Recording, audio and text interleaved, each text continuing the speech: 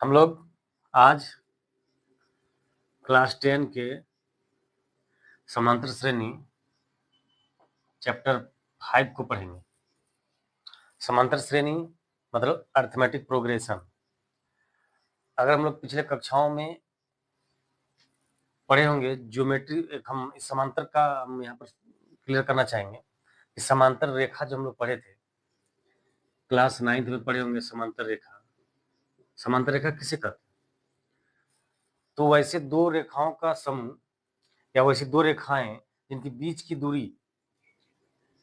दूरी हमेशा समान रहती है, तो इस स्थिति में दोनों ही रेखाएं क्या कहलाएगी? समांतर कहलाएगी। हम लोग ज्योमेट्री में पढ़े थे, ज्यामिति में पढ़े थे। तो सेम उसी को अगर हम लोग यहाँ पर देखें, समांतर श्रेणी अरिथमेटिक प्रोग्रेशन यानी संख्याओं में समांतर होना चाहिए। तो यहाँ पर हम लोग कहेंगे कि वैसे संख्याओं का समूह जो एक बराबर संख्या से घट रहा है या एक बराबर संख्या से बढ़ रहा है, उसे हम लोग क्या कहेंगे? समांतर श्रेणी कहेंगे। ठीक है, एक उदाहरण से हम लोग देखते हैं। एक एग्जाम्पल लेते हैं, जैसे कि 2, 4, 6, 8, 10। इसमें हम लोग क्या देख रहे हैं कि प्रत्येक पद अपने पिछले पद से 2 अधिक है, यानी इसमें 2 में 2 जोड़ेंगे तो 4 मिलेगा, 4 में पुनः 2 जोड़ेंगे तो 6 मिलेगा, इसमें पुनः 2 जोड़ेंगे तो 8 मिलेगा, इसमें फिर से 2 जोड़ेंगे तो 10 मिलेगा, और ये क्रम लगातार चलता रहेगा, है ना? तो इस प्रकार के जो समूह है उसे ही हम लोग क्या कहेंगे? समांतर श्रेणी कहेंगे। और समांतर श्रेणी को हम लोग शॉर्ट में एपी से डिनोट करते हैं। ठीक है, इसमें तो हम लोग देखिए घटते हुए क्रम में जा रहा है, सॉरी बढ़ते हुए क्रम में जा रहा है। हम लोग घटते हुए क्रम को भी ले सकते हैं और वो भी एपी कहलाएगा, समांतर श्रेणी कहलाएगा, अरिथमेटिक प्रोग्रेशन कहलाएगा। कहने का मतलब अगर हम लोग यहाँ से ले लें जैसे 6, 4, 2, 0, -2, -4, देखिए इसमें क्या हो रहा है। यहाँ पर -2 कर रहे हैं तो 4 मिल रहा है, फिर इसे -2 कर रहे हैं तो 2 मिल रहा है, इसे -2 कर रहे हैं तो 0 मिल रहा है, इसे -2 कर रहे हैं तो -2 मिल रहा है, फिर इसमें जब -2 करेंगे तो -4 मिल जाएगा। ये क्रमशः चलता ही रहेगा। तो यहाँ पर हम लोग क्या, इसमें पहला उदाहरण में क्या देखिए कि प्रत्येक पद एक समान संख्या से बढ़ रहा है। यहाँ पर देख रहे हैं कि प्रत्येक पद एक समान संख्या से क्रमशः घट रहा है, तो ये भी एपी ही कहलाएगा मेरा। तो वैसी संख्याओं का समूह जो समान संख्या से के साथ बढ़े या समान संख्या के साथ घटे, उसे हम लोग क्या कहेंगे? उसे हम लोग एपी कहेंगे। चलिए, इसमें अब हम लोग कुछ टर्म है उसको जानेंगे। हम क्या कहे? समान संख्या से जो घट रहा है या बढ़ रहा है उसे हम लोग यहाँ पर सार्वंतर कहेंगे। क्या कहेंगे? सार्वंतर कहेंगे। और इसको हम लोग डी से डिनोट करते हैं। ठीक है, यानी कि यहाँ पर डी क्या हो गया? इस कंडीशन में 2 हो जाएगा और इस कंडीशन में -2 हो जाएगा। ठीक है, तो ये 2 कैसे प्राप्त किए? ये 2 आया कैसे? अगर इस उदाहरण से हम लोग चलेंगे, डी आया कैसे? 4 में 2 घटाए, या फिर 6 में 4 घटाए, या फिर 8 में 6 घटाए, यानी किसी पद में उसके पिछले पद को घटाएंगे तो हमको सार्वंतर डी मिलेगा, है ना? यहां तक क्लियर है? अब देखिए, पहला पद को हम लोग ए लिखेंगे, ए से डिनोट करते हैं। ठीक है, अब बताइए, इसको A1 भी लिख सकते हैं, यानी A1 = A हुआ। अब बताइए दूसरा पद क्या होगा? A2 क्या होगा बताइए? होगा, इसमें हम लोग डी जोड़ेंगे, यानी जो सार्वंतर था उसी को जोड़ रहे हैं। कहने का मतलब कि जैसे ए है, यानी यहाँ पर 2 है तो 2 में 2 जोड़ेंगे तब तो ये मिलेगा, फिर 4 में 2 जोड़ेंगे फिर तो ये मिलेगा, है क्या नहीं? यानी A2 हो जाएगा A + D। तीसरा पद बोलिए A3, A + ये D तो था ही, यानी दूसरा पद है, इसमें और एक डी जोड़ देंगे, यानी ये क्या हो जाएगा, a प्लस 2d हो गया, है ना। अगर आगे फिर से जोड़ेंगे, अगर चौथा पद लेंगे,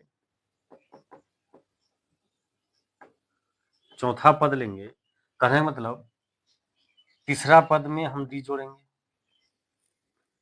अगर इसको और एक बेहतरीन ढंग से यहाँ प्रश्न देखा जाए तो इसको हम लोग कह सकते हैं कि a2 में डी जोड़ेंगे, यानी a2 कितना है मेरा, a plus D equal to इतना हो गया।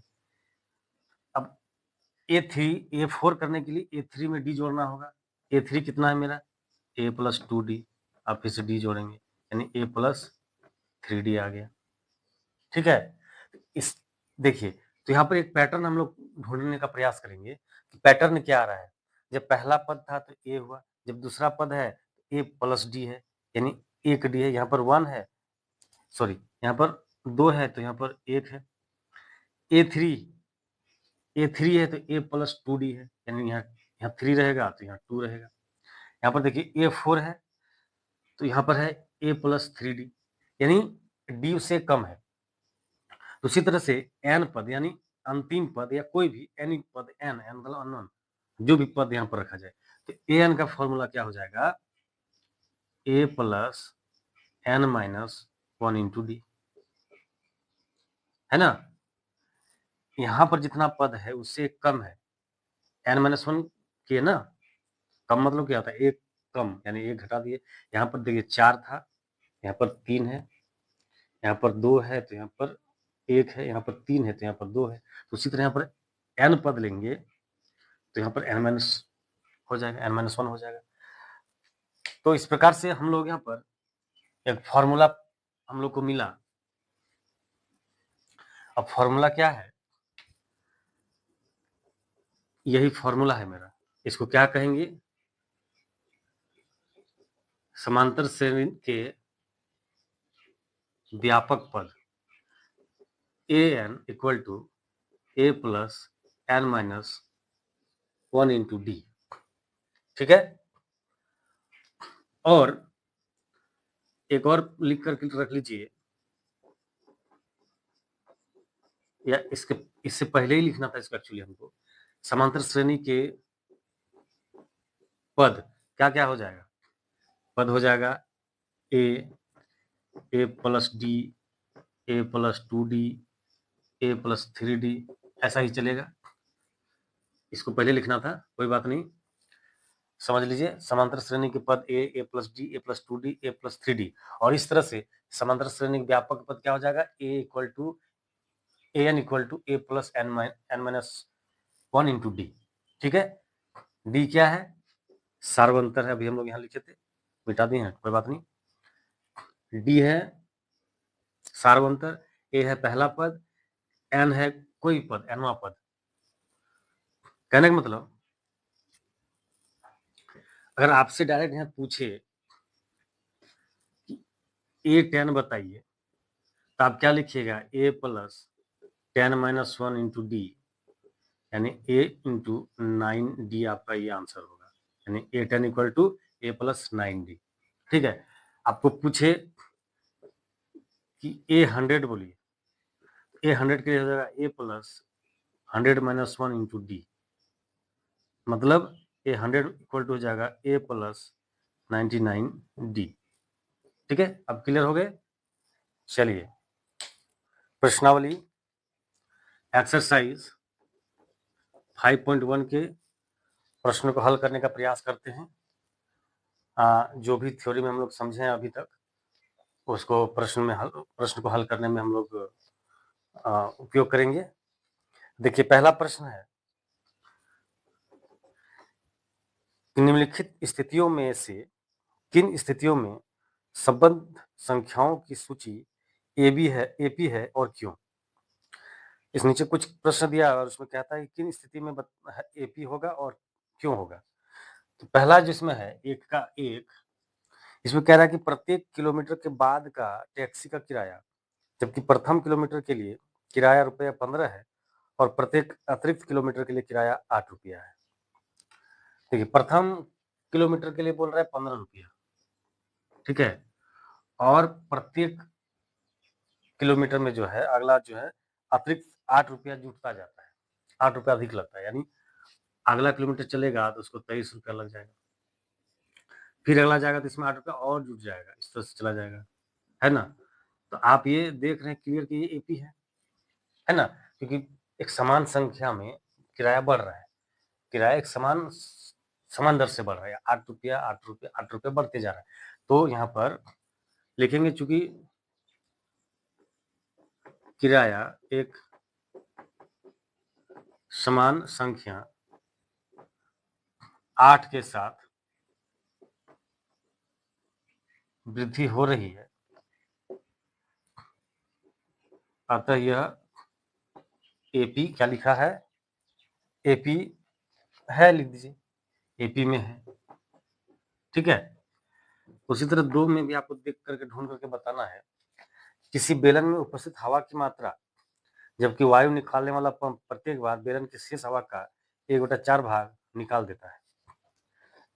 देखिए, बेलन का आयतन पूछ रहा है, प्रत्येक बार जो पंप है उसके शेष भाग का 1/4 भाग निकाल देता है, ठीक है? तो इसको हम लोग अगर कोई एक उदाहरण से बनाइएगा तो ज्यादा आपको समझ में आएगा।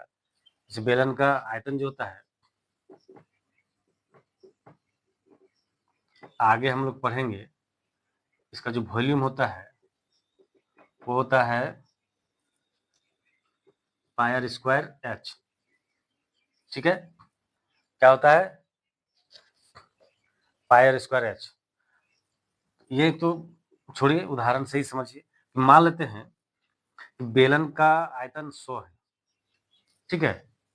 तो पहला बार तो 100 था, अब इसका 1/4 1/4 वो 1/4 निकल जा रहा है, ठीक है? तो कितना शेष बचा? 75 शेष बचा। 100 का 1/4 निकल जाएगा, यानी 25 निकल जाएगा हवा, शेष बचेगा 75। अब फिर बोल रहा है कि शेष हवा का फिर 1/4 भाग निकल जाएगा। तो मान के चलिए 75 का 1/4 कितना होगा? 75 भागा 75/4, यही ना माइनस होगा, ठीक है? तो 75 का 1/4 वो 25 नहीं हो सकता है, ठीक है? क्योंकि 3 भाग में डिवाइड करेंगे तब 25 आएगा, 4 भाग में डिवाइड करेंगे तो 25 से कम आएगा। तो इस तरह से जब घटाएंगे तो यहाँ भी इससे कम आएगा। तो कहने का मतलब ये अंतर जो है, सार्व अंतर, इसमें बराबर नहीं आएगा, है ना? तो लिखेंगे चूंकि सार्व अंतर बराबर नहीं है ना? अतः यह एपी में नहीं हो सकता है, या नहीं, बस इतना ही लिखना था। अब आगे देखिए, जो अगला प्रश्न है इसमें लिख रहा है 3 नंबर का कि प्रत्येक मीटर की खुदाई के बाद एक कुआं खोदने में आई लागत, जबकि प्रथम मीटर खुदाई की लागत 150 रुपया है और बाद में प्रत्येक मीटर खुदाई की लागत 50 रुपये बढ़ती जाती है, ठीक है? क्या हो रहा है? 50 मीटर बढ़ती जाती है। तो पहला मीटर है 150 रुपया, अगला मीटर बोलेगा भाई 50 रुपये बढ़ गया है रेट खोदने का, यानी उसको 200 रुपया देना होगा। फिर इससे अगला मीटर जाएगा, तीसरा मीटर में बोलेगा नहीं भाई फिर 50 रुपया बढ़ाना होगा, यानी 250 रुपया हो गया।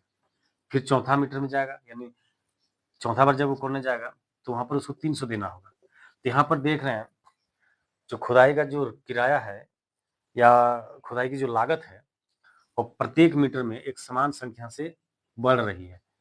यहाँ 50 बढ़ा, फिर 50 बढ़ा, 50 बढ़ा, क्लियर प्रश्न में भी दिया हुआ है, इसलिए ये एपी में है, एपी में है, ठीक है?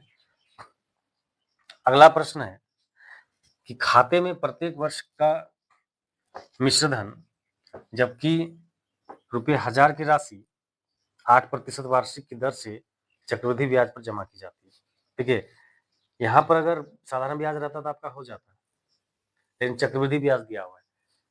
तो देखिए, चक्रवृद्धि ब्याज में क्या होता है कि ब्याज का भी ब्याज लगता है, तो समान संख्या तो नहीं हो सकता है। जैसे 8 पहले 1000 है, 1000 नहीं 10,000 है, चलिए ठीक है 10,000 है। अब इसका 8% वार्षिक की दर से चक्रवृद्धि ब्याज पर जमा की जा रही है। चक्र देखिए, साधारण ब्याज में होता है कि सिर्फ जो मेरा मूलधन है उस पर ब्याज लगेगा, तो जो मूलधन पर ब्याज लगेगा तो हमेशा बराबर ही आएगा। लेकिन यह चक्रवृद्धि ब्याज है, चक्रवृद्धि ब्याज में होता क्या है कि आपको ब्याज पर भी ब्याज लगता है। तो अब देखिए, अगर मेरा इतना रुपया था तो अगला साल जो पहला साल का ब्याज होगा वो कितना हो जाएगा, 10,000 का 8 यानी 800 हो जाएगा। तो यहाँ पर 800 करने मतलब मेरा मूलधन कितना हो गया, टोटल मिला के 10,800 हो गया। ठीक है, यहाँ पर जो है ये 10,000 का 8% यानी कट के 800 होगा, और 800 मेरा तो ब्याज हो गया और मूलधन मेरा 10,000 है। तो अगला जो मेरा टोटल पूंजी जो हो जाएगा वो 10,800 हो जाएगा। अब इसमें फिर 8% लगेगा, इसका 8% लगेगा। अब देखिए यहाँ पर तो मेरा 800 बढ़ा था, अब यहाँ देखिए कितना हो जाएगा, 8 64 और 8, देखिए कितना बढ़ गया, 864 बढ़ गया। फिर उसी तरह यहाँ पर हो जाएगा मेरा, इसको जोड़िएगा तो 4 6 8 8 16 इतना हो जाएगा। फिर अगला बार जब लीजिएगा तो इस ब्याज से ज्यादा ब्याज यहाँ पर लगेगा। इसका मतलब जो सार में अंतर है मेरा वो अलग अलग आ रहा है, इसलिए यह जो है लिखेंगे प्रत्येक वर्ष का ब्याज भिन्न भिन्न होने के कारण यह एपी में नहीं है या नहीं हो सकता है। ठीक है।